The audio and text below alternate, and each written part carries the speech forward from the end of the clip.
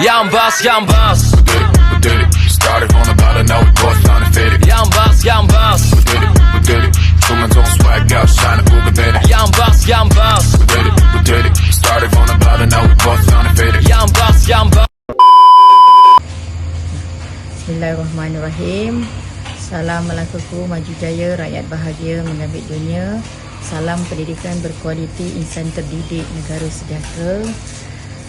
Terlebih dahulu saya ingin mengucapkan ribuan terima kasih kepada pihak PD Jasin yang telah memberi kepercayaan kepada SK Simacap bersama dengan SMK Jaim Selanda dalam menguruskan atau menjadi pengelola bersama program kejohanan bola baling peringkat daerah Jasin. Saya juga ingin merakamkan ribuan terima kasih kepada guru besar saya iaitu Encik Khalid bin Haji Muhammad yang memberi sepenuh kepercayaan kepada saya sebagai JPK Koko dengan dibantu oleh barisan-barisan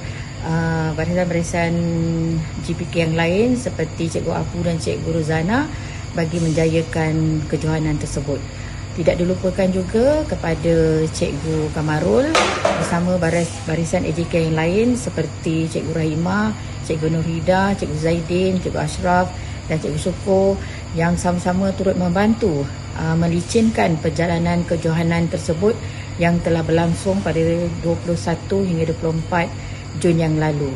Saya juga merakamkan ribuan terima kasih juga kepada guru-guru Skesma yang tidak terlibat di padang tetapi sama-sama menjaga kebajikan murid di sekolah.